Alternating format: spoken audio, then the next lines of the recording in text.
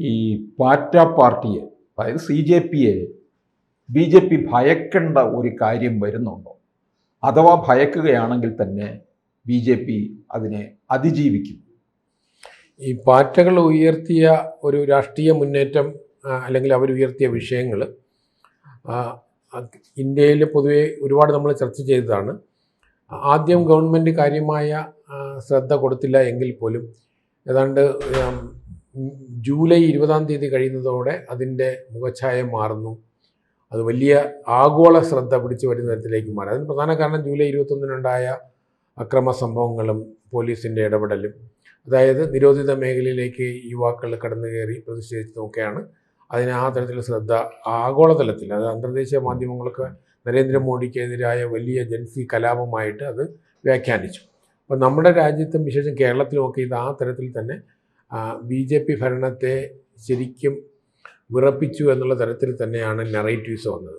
അപ്പോൾ നമ്മളൊരു ചർച്ച ചെയ്യേണ്ടത് ശരിക്കും BJP ഈ CJP എന്ന് പറയുന്ന അല്ലെങ്കിൽ കോക്രോച്ച് ജനതാ പാർട്ടിയെ ഭയക്കുന്നുണ്ടോ എന്നുള്ളതാണ്, അതോ BJPക്ക് ഇത് ഗുണകരമായോ എന്നുള്ളതാണ്. അപ്പോൾ എൻ്റെ അഭിപ്രായത്തിൽ BJP ഒറ്റനോട്ടൽ സാധാരണക്കാരന് പാറ്റാ പാർട്ടികൾ മുന്നിൽ വെച്ച 3 ആവശ്യങ്ങളും കേന്ദ്ര സർക്കാർ അനുവദിക്കുകയുണ്ടായി. ഈവൻ ചർച്ച ചെയ്യുന്ന വേദി പോലും അവർ പറഞ്ഞതുപോലെ കേന്ദ്ര സർക്കാർ ഇറങ്ങി വന്ന് അവരോട് ചർച്ച ചെയ്ത് ഒത്തീർപ്പാക്കുകയാണ് ചെയ്തത്. അപ്പോൾ ഒരർത്ഥത്തിൽ നമുക്ക് പറയാം ഇത് ഗവൺമെൻറ്റിൻ്റെ കീഴടങ്ങലിലാണോ. യഥാർത്ഥത്തിൽ നരേന്ദ്രമോദി സർക്കാർ ചെയ്തത് ഗവൺമെൻറ്റിന് തന്നെ അറിയാം ഇത് ഇന്ത്യയിലെ ലക്ഷക്കണക്കിന് കോടിക്കണക്കിന് ചെറുപ്പക്കാരെയും പാരൻസ് ഉൾപ്പെടെയുള്ള വലിയൊരു സമൂഹത്തെ ബാധിച്ചൊരു വിഷയമാണ്. അപ്പോൾ അവരുടെ ഉത്കണ്ഠയുണ്ട്, അവരുടെ കൺസേൺ ഉണ്ട്. അതിൽ ഗവൺമെൻറ്റിൻ്റെ ഭാഗത്ത് 2 കാര്യങ്ങളാണ് പ്രഥമമായിട്ടുള്ളത്. ഒന്ന്, ഈ മെയ് 12-ാം തീയതി ക്യാൻസൽ ചെയ്ത നീറ്റ് UG പരീക്ഷ എത്രയും വേഗം പുനഃപരീക്ഷ നടത്തുക, അതും കുറ്റമറ്റ രീതിയിൽ. കാരണം 22 ലക്ഷം കുട്ടികളാണ് ആ പരീക്ഷ എഴുതേണ്ടത്. അപ്പോൾ അവരുടെ ആശങ്കയും അവരുടെ വേദനയും ഒക്കെ തിരിച്ചറിഞ്ഞുകൊണ്ട് തന്നെ എത്രയും പെട്ടെന്ന് പുനഃപരീക്ഷ നടത്തി റിസൾട്ട് കൊണ്ടുവരിക, അഡ്മിഷൻ പ്രോസസ്സ് നടക്കുക. അപ്പോൾ പ്രാഥമികമായ ഗവൺമെൻറ്, പ്രധാനമന്ത്രി തന്നെ നേരിട്ട് അതിനെ ഇടപെടുകയും അങ്ങനെ ജൂൺ 21-ാം തീയതി പരീക്ഷ നടത്തി ജൂലൈ 16-ാം തീയതി റിസൾട്ട് വന്ന് അഡ്മിഷൻ പ്രൊസീജിയർ സ്റ്റാർട്ട് ചെയ്യുന്നു. അപ്പോൾ സമരം ജനകീയമായി മാറി. നമ്മളൊക്കെ ചർച്ച ചെയ്യുന്നത് ഈ റിസൾട്ട്, പുനഃപരീക്ഷയുടെ റിസൾട്ട് വന്ന് 4 ദിവസം കഴിഞ്ഞിട്ടായിരുന്നു. പക്ഷേ സമരക്കാർ ഉയർത്തിയ വിഷയം, അതിനുണ്ടാകുന്ന ജനപിന്തുണയും ഗവൺമെൻറ് മാനിക്കുക ചെയ്തത്. അത് കീഴടങ്ങൽ എന്ന് പറയുന്നതിനേക്കാൾ ഉപരി ജനാധിപത്യ സമൂഹത്തിൽ ജനങ്ങളാണ് മാസ്റ്റേഴ്സ്. അപ്പം ആ ജനങ്ങളുടെ ഹിതത്തിന് സർക്കാർ വഴങ്ങി. അപ്പം മോറൽ റെസ്പോൺസിബിലിറ്റി മന്ത്രിക്കുണ്ട് എന്നുള്ള തിരിച്ചറിവിൻ്റെ പശ്ചാത്തലത്തിലാണ് മന്ത്രി രാജിവെച്ചത്. അപ്പോൾ ഇവിടെ ഒരു ചോദ്യം വരും, എന്തുകൊണ്ടാണ് മന്ത്രി രാജിവെക്കാൻ ഇത്രയും വൈകിയത്? അപ്പോൾ അവിടെയാണ് നമ്മൾ ഇന്ത്യയിലെ ഔദ്യോഗിക പ്രതിപക്ഷത്തിൻ്റെ കഴിവില്ലായ്മ നമ്മൾ മനസ്സിലാക്കേണ്ടത്. കാരണം കോൺഗ്രസ് നയിക്കുന്ന പ്രതിപക്ഷം മന്ത്രിയെ രാജിവെപ്പിക്കുന്ന തരത്തിലേക്ക് ഒരു സമരം നടത്താൻ കഴിഞ്ഞില്ല. അത് അവർ ചില ചടങ്ങുകൾക്ക് വേണ്ടിയുള്ള പ്രതിഷേധിച്ചൊന്നുമല്ലാതെ കിടന്നില്ല. അപ്പോൾ ആ ഒരു ഗ്യാപ്പിലാണ്, ഇന്ത്യയിലെ പ്രതിപക്ഷത്തിൻ്റെ നിസ്സംഗതയിലാണ് പാറ്റകൾ ഉദയം ചെയ്തത്. അപ്പോൾ യഥാർത്ഥത്തിൽ പ്രതിപക്ഷം ഒരു ക്രിയേറ്റീവായി മാറിയില്ല. കാരണം ഗവൺമെൻറ്റിനെ ഭയപ്പെടുന്ന തരത്തിൽ. കാരണം ഗവൺമെൻറ്റിന്, നരേന്ദ്രമോദി സർക്കാരിൻ്റെ 12 വർഷത്തെ ചരിത്രത്തിൽ ഏറ്റവും കൂടുതൽ പ്രതിസന്ധി ഉണ്ടാക്കിയ ഒരു വിഷയമായിരുന്നു ഇത്. മറ്റൊരുപാട് സമരങ്ങൾ ഈ സർക്കാർ നേരിട്ടിട്ടുണ്ട്. പക്ഷേ ഈ വിഷയത്തിൽ സർക്കാരിൻ്റെ മുന്നിൽ ചില പരിമിതികളുണ്ട്. കാരണം കുട്ടികളെന്ന് പറയുന്നത് 16-17 വയസ്സായ കുട്ടികളുടെ വിഷയമാണ്, അവരുടെ പാരൻസിൻ്റെ വിഷയം, അത് നമ്മുടെ ഓരോരുത്തരുടെയും വിഷയമാണ്. അപ്പോൾ അതുകൊണ്ട് തന്നെ സർക്കാരിന് അത്തരം ഒരു നിലപാട് ഇതൊന്നും കണ്ടില്ല എന്ന് നടിക്കാൻ കഴിയില്ല. പക്ഷേ സർക്കാരിൻ്റെ മുന്നിൽ മന്ത്രി രാജിവെക്കാൻ വേണ്ടിയിട്ടുള്ള ഒരു ആ തരത്തിലുള്ള ഒരു സമരമോ അല്ലെങ്കിൽ ആ തരത്തിലുള്ള ഒരു പ്രഷറോ ഇല്ല. അപ്പോൾ ഇന്ത്യയിലെ പ്രതിപക്ഷം യഥാർത്ഥത്തിൽ 235 അംഗങ്ങളുള്ള ഇന്ത്യൻ പാർലമെൻറ്റിലെ ലോക്സഭയിൽ അംഗങ്ങളുള്ള പ്രതിപക്ഷത്തിന് ഗവൺമെൻറ്റിനെ പരാജയപ്പെടുത്തുന്നതിൽ മുട്ടുകുത്തിപ്പിക്കാനുള്ള ഒരു അവസരമായിരുന്നു ഇത്. അതവർ കാര്യമായി ഉപയോഗിച്ചിട്ടില്ല.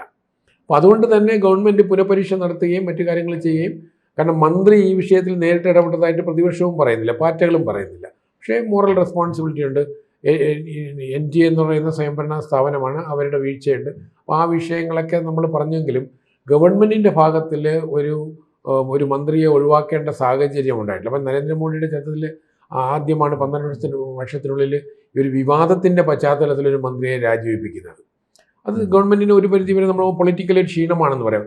അത് ക്ഷീണത്തെക്കാൾ ഉപരി നരേന്ദ്രമോദി സർക്കാരിൻ്റെ വലിപ്പവും കാണിക്കുന്നതാണ് അത്. കാരണം അനാവശ്യമായി ഒരു പിടിവാശിയുടെ പ്രശ്നം അവിടെ വരുന്നില്ല. കാരണം ഈ വീഴ്ചയെ അംഗീകരിച്ചുകൊണ്ട് ഭാവിയിൽ ഇത്തരം വീഴ്ചകൾ ഉണ്ടാകാതിരിക്കാനായിട്ടുള്ള പ്രധാനമായി ഇനിഷ്യേറ്റീവ്സ് ഗവൺമെൻറ്റിൻ്റെ ഭാഗത്തു നിന്നുണ്ടാക്കും. അപ്പോൾ അതിനകത്ത് ഒന്ന്, നിലവിൽ ഇതിൽ പ്രതികളാക്കപ്പെട്ടവരെയൊക്കെ തന്നെ അറസ്റ്റ് ചെയ്യുന്നു, CBI കേസ് വിടുന്നു, NTA ഒരുപാട് ഉദ്യോഗസ്ഥരെ ഡയറക്ടർ ഉൾപ്പെടെ നീക്കം ചെയ്യുന്നു. അതിന് സമാന്തരമായിട്ട് ഈ ക്വസ്റ്റ്യൻ പേപ്പർ സെറ്റേഴ്സായിട്ട് വർക്ക് ചെയ്ത് ചോദ്യം പേപ്പർ ചോദ്യവരുൾപ്പെടെയുള്ളവരെ എല്ലാം തന്നെ ജയിലിലടയ്ക്കുന്ന സാഹചര്യം ഉണ്ടാകുന്നു. ഒരു കർശനമായ നിയമം, ടൈം ബൗണ്ടായിട്ട് ശിക്ഷ കൊടുക്കുന്ന തരത്തിലേക്ക് പുതിയ എക്സാമിനേഷൻസ് ലീക്ക് ചെയ്യുന്നത് തടയുന്നതിനുള്ള നിയമവും കൊണ്ടുവന്നു. അപ്പം ഗവൺമെൻറ് റെക്ടിഫൈ ചെയ്യാനുള്ള മെഷേഴ്സ് 1 by 1 ആയിട്ട് ഗവൺമെൻറ് ചെയ്തു. പുനഃപരീക്ഷ വിജയകരമായി നടത്തി അഡ്മിഷൻ പ്രൊസീജിയർ സ്റ്റാർട്ട് ചെയ്തു. സമാന്തരമായിട്ട് കുറ്റവാളികളെ മുഴുവനും ജയിലിലടയ്ക്കാനും കഴിഞ്ഞു. പക്ഷേ മന്ത്രി ഡയറക്റ്റ് ഇൻവോൾവ് അല്ലാത്തത് കൊണ്ടും അങ്ങനെ ഒരു പൊളിറ്റിക്കൽ പ്രഷർ ഇല്ലാത്തതുകൊണ്ടും മന്ത്രി രാജിവെച്ചില്ല. പക്ഷേ പാറ്റകൾ ഈ വിഷയം ഉയർത്തി വന്നപ്പോഴത്തേക്കും മന്ത്രി രാജിവെച്ചു എന്നുള്ളതാണ്. അപ്പോൾ യഥാർത്ഥത്തിൽ നമുക്ക് പറയാം, പാറ്റകളെ ഭയന്നിട്ടാണോ രാജിവെച്ചത്? അപ്പോൾ എൻ്റെ കാഴ്ചപ്പാടിൽ ജനാധിപത്യ മൂല്യങ്ങളുടെ അടിസ്ഥാനത്തിലാണ് ഗവൺമെൻറ് രാജിവെച്ചത്. പാറ്റകൾ ഈ വിഷയം ഉയർത്തിയെന്നേ ഉള്ളൂ, അതും വൈകി. പക്ഷെ അവിടെ പ്രതികൂട്ടിലാകുന്നത് പ്രതിപക്ഷമാണ്. കാരണം മെയ് 4-ാം തീയതിയാണ് ഈ പരീക്ഷയിൽ ക്രമക്കേടുണ്ട് എന്നുള്ള ഇൻഫർമേഷൻ, അത് മാധ്യമങ്ങളിലൂടെയല്ല, ഗവൺമെൻറ്റൽ ഏജൻസിയിൽ തന്നെയാണ് ഇൻഫർമേഷൻ പുറത്തു വരുന്നത്. മെയ് 12-ാം തീയതി ഈ പരീക്ഷ ക്യാൻസൽ ചെയ്തു. അന്ന് പാർട്ടി ഉദയം ചെയ്തിട്ടേ ഇല്ല. പാർട്ടി ഉദയം ചെയ്ത് പിൽക്കാലത്ത് മെയ് 15-ാം തീയതി സുപ്രീം കോടതി ചീഫ് ജസ്റ്റിസ് പറഞ്ഞ ഒരു പരാമർശത്തിൻ്റെ പശ്ചാത്തലത്തിലാണല്ലോ ഉദയം കൊള്ളുന്നത്. പക്ഷേ പാറ്റകൾ ഈ പ്രതിപക്ഷത്തിൻ്റെ നിസ്സംഗതയെ ഉപയോഗിക്കുകയായിരുന്നു. അപ്പോൾ അമേരിക്കയിൽ നിന്ന് ഈ അഭിജിത്ത് ദീപക് എന്ന് പറയുന്ന അയാൾ ലാൻഡ് ചെയ്യുന്നത് പ്രതിപക്ഷം ഉണ്ടാക്കി കൊടുത്ത സ്പേസിലാണ്. യഥാർത്ഥത്തിൽ അവിടെ നിരാഹാര സമരം നടത്തേണ്ടിയിരുന്നത് ഇന്ത്യൻ പ്രതിപക്ഷ നേതാവ് അല്ലെങ്കിൽ പ്രതിപക്ഷ പാർട്ടികളാണ്. അപ്പോൾ ആ സ്പേസിലേക്ക് അയാൾ കടന്നു വരികയാണ്, തന്ത്രപരമായിട്ട് കടന്നു വരികയാണ്. കാരണം ആ സമരത്തിന് കിട്ടിയ പിന്തുണയും കാണിക്കുന്നത് അതിൻ്റെ പുറകിൽ ചില ഫോഴ്സസ് ഉണ്ട്. അപ്പം ഡൽഹിയിൽ അവരുടെ മാൻ പവർ മുഴുവനും ആം ആദ്മി പാർട്ടിയായിരുന്നു. അവർക്ക് ആവശ്യമായ ലോജിസ്റ്റിക്കൽ സപ്പോർട്ട് മുഴുവനും കൊടുത്തത് ആം ആദ്മി പാർട്ടി തന്നെയായിരുന്നു.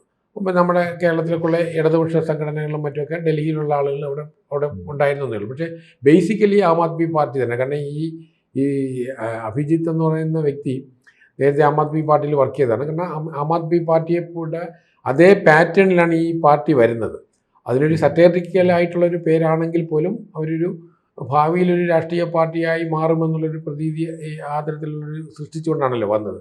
പക്ഷേ ഇവിടെ നമ്മൾ വിചാരിക്കുന്നത് പോലെ പാർട്ടി അത്ര ശക്തമൊന്നുമല്ല. പക്ഷേ ഇവിടെ അവർ വിജയിക്കാനുള്ള കാരണം അവർ ഉയർത്തിയ വിഷയം ജെന്യുവിനായതുകൊണ്ടും ആ വിഷയം ഉയർത്തേണ്ടവർ അത് ഉയർത്താതെ മാറി നിന്നതുമാണ്. അപ്പം നമുക്കെല്ലാവർക്കും ഉണ്ടായ ആത്മരോഷമുണ്ട് ഈ നിരന്തരമായ NTA പരീക്ഷ നടത്തിപ്പിലുണ്ടായ പ്രശ്നങ്ങൾ. അപ്പം 2024 നീറ്റ് പരീക്ഷയിലും ഇതേപോലെ അന്ന് ക്യാൻസൽ ചെയ്തില്ലെങ്കിൽ പോലും 6-7 സെൻറ്ററുകളിൽ ക്യാൻസൽ ചെയ്യുകയുണ്ടായി. അതുപോലെ UGC നെറ്റ് പരീക്ഷയിൽ പ്രശ്നമുണ്ടായി. മറ്റ് ചില പരീക്ഷകളൊക്കെ മാറ്റിവെക്കേണ്ട ക്വസ്റ്റ്യൻ പേപ്പർ ചോർന്ന സാഹചര്യമുണ്ടായി. അപ്പോൾ NTA വിശ്വാസ്യതയും അല്ലെങ്കിൽ അവരുടെ പ്രവർത്തനത്തിലും ഒരുപാട് അമർഷം നമ്മുടെ സമൂഹത്തിലുണ്ടായിരുന്നു. അപ്പോൾ ആ പശ്ചാത്തലത്തിലാണ് യുവാക്കളുടെ പ്രതീകമായിട്ട് പാർട്ടി അവിടെ വരുന്നത്. അതുകൊണ്ട് BJP പാർട്ടിയെ ഭയക്കുന്നു എന്ന് എനിക്ക് തോന്നുന്നില്ല. എനിക്ക് തോന്നുന്നത് BJPക്ക് ഇതൊരു അഡ്വാൻറ്റേജ് ആയെന്നുള്ളതാണ്. അതായത് പ്രതിപക്ഷത്തിന് ലഭിക്കുമായിരുന്നൊരു ക്രെഡിറ്റ് പാർട്ടികൾക്ക് നൽകിക്കൊണ്ട് ഗവൺമെൻറ് കീഴടങ്ങി. അപ്പം ഗവൺമെൻറ് കീഴടങ്ങിയത് പ്രതിപക്ഷത്തിൻ്റെ മുന്നിലല്ല, പാർട്ടികളുടെ മുന്നിലാണ്. നമുക്ക് വാദത്തിന് വേണ്ടി പറയാം. പക്ഷേ അവിടെ പ്രതിപക്ഷം നോക്കുകുത്തിയായി മാറി എന്നുള്ളതാണ്. അപ്പം പൊളിറ്റിക്കലി നമ്മൾ നോക്കുമ്പോൾ BJPക്ക് നേട്ടമാണ് ഉണ്ടാകുന്നത്. കാരണം ഇന്ത്യൻ പ്രതിപക്ഷത്തിൻ്റെ കഴിവില്ലായ്മ എക്സ്പോസ് ചെയ്തു. അപ്പോൾ ഈ സമരത്തിൻ്റെ തന്നെ ഇപ്പോൾ കോൺഗ്രസ് ഔദ്യോഗികമായിട്ട് ഞങ്ങൾക്ക് ഇതിൻ്റെ ക്രെഡിറ്റ് ഒന്നും വേണ്ട, ഇടതുപക്ഷം പറയുന്ന ഞങ്ങൾക്ക് ഇതിൻ്റെ ക്രെഡിറ്റ് ഒന്നും ഞങ്ങൾ ഏറ്റെടുക്കുന്നില്ല. കാരണം അവർക്കെല്ലാവർക്കും ഒരു ആത്മവിശ്വാസക്കുറവുണ്ട്. കാരണം സമൂഹത്തിൻ്റെ ബാധിച്ചൊരു വലിയൊരു വിഷയത്തെ അവർക്ക് യഥാവിധി ഉപയോഗിക്കാൻ കഴിയാത്തതിൽ അവർക്ക് കുറ്റബോധമുണ്ട്. അപ്പം ഞാൻ തന്നെ പങ്കെടുത്ത പല ചർച്ചകളിലും ഈ ഇടത് കോൺഗ്രസ് വക്താക്കളൊക്കെ തന്നെ ആ തരത്തിലുള്ള അഭിപ്രായങ്ങളാണ് പലരും ആരും പറയുക. കാരണം വെച്ചാൽ ഇതൊരു അവസരമായിരുന്നു, നമ്മൾ രാഷ്ട്രീയമായിരുന്നു നമ്മൾ നോക്കുമ്പോൾ ആ അവസരത്തെ അവർ ഉപയോഗിച്ചില്ല എന്നുള്ളതേ ഉള്ളൂ. അപ്പോൾ അങ്ങനെ നോക്കുമ്പോൾ പാറ്റകൾ, നമ്മൾ എന്നോട് ചോദിച്ച ചോദ്യം പാറ്റകളെ BJP ഭയക്കുന്നുണ്ടോ എന്നുള്ള കാര്യത്തിൽ എനിക്ക് 100% ഉറപ്പാണ്, ഭയക്കുന്നില്ല. മാത്രമല്ല പാറ്റകൾ BJP ഗുണകരമായി എന്നുള്ളതാണ്. കാരണം പ്രതിപക്ഷത്തിന്, അതായത് ഇന്നത്തെ ലോകസഭയിൽ 235 അംഗങ്ങളുടെ പിന്തുണയുണ്ട് പ്രതിപക്ഷത്തിന്. അപ്പോൾ ഇന്ത്യ അലയൻസ് ചെറിയ വിള്ളൽ വന്നെങ്കിലും അതിൽ ചെറിയ വ്യത്യാസമുണ്ടെന്നാലും നമ്മുടെ TMC എന്നും മറ്റുമൊക്കെ റബലായി നിൽക്കുന്നവർ മാറി വരുമ്പോഴത്തേക്കും അല്പം കുറവുണ്ടാവുമെങ്കിൽ പോലും ആ പ്രതിപക്ഷത്തിന് ഒരു ഉണർവുണ്ടാകേണ്ട ഒരു വിഷയത്തിൽ പ്രതിപക്ഷത്തെ പരാജയപ്പെടുത്തി തേർഡ് പാർട്ടിക്ക് അതിൻ്റെ ബെനിഫിറ്റ് കൊടുക്കുകയും BJP പൊളിറ്റിക്കലി BJPക്കാണ് അഡ്വാൻറ്റേജ് ഉണ്ടായത്, പ്രതിപക്ഷത്തിനാണ് നഷ്ടമുണ്ടായത്. അതുകൊണ്ട് ഈ നീറ്റ് പരീക്ഷയിൽ പാറ്റകളുടെ സമരത്തിൻ്റെ നഷ്ടം, പാറ്റകളുടെ വിജയം നഷ്ടമുണ്ടാക്കിയത് പ്രതിപക്ഷത്തിനാണ്, ഭരണകൂടത്തിനല്ല. ഭരണകൂടം തന്ത്രപരമായി ആ ജനഹിതത്തെ മാനിക്കുകയായിരുന്നു. അത് ജനാധിപത്യ വ്യവസ്ഥയിൽ അതൊരു കുറവല്ല, പോസിറ്റീവാണ്. നരേന്ദ്രമോദി സർക്കാരിന് അതൊരിക്കലും ഒരു മോശമായ നടപടിയായി മാറില്ല, ഒരു അഡ്വാൻറ്റേജ് ആയിട്ട് മാറും. കാരണം യഥാവിധി ജനഹിതത്തെ മാനിച്ചു, ആ വിഷയത്തെ അഡ്രസ്സ് ചെയ്തു, ആത്മാർത്ഥത കാണിച്ചു ഇനി ഇത്തരം വിഷയങ്ങൾ വരാതിരിക്കാനായിട്ട്. പക്ഷേ പരീക്ഷാ ചോർച്ച ഇന്ത്യയിൽ ഒരുപാടുണ്ടായിട്ടുണ്ട്, കേരളം ഉൾപ്പെടെ നടക്കുന്നുണ്ട്, ഇനിയും ഉണ്ടാകാം. പക്ഷേ എന്നാൽ പോലും ഒരു കർശന നിയമം കൂടെ വരുന്നത് കൊണ്ട് ഒരു പരിധിവരെ സർക്കാർ ഈ വിഷയത്തിൽ സീരിയസ് ആണെന്ന് കാണിച്ചു. പക്ഷേ പ്രതിപക്ഷം ഈ വിഷയത്തിൽ പരാജയപ്പെട്ടു എന്നുള്ളതാണ്. അതുകൊണ്ട് പാറ്റകളെ BJP ഭയക്കുന്നില്ല, പാറ്റകൾ BJPക്ക് ഗുണമാണ് ചെയ്തത്. ആ തരത്തിൽ ചില നറേറ്റീവ്സ് ഉണ്ടാവുന്നുണ്ട്, ഈ BJPക്കാർ ഇതിൻ്റെ പുറകിലുണ്ടോ എന്നുള്ളത്. കൂടുതൽ വാർത്തകളും വിശേഷങ്ങളും നിങ്ങളിലേക്ക് എത്താൻ ABC മലയാളം സബ്സ്ക്രൈബ് ചെയ്യുക, ബെൽ ബട്ടണും അമർത്തുക.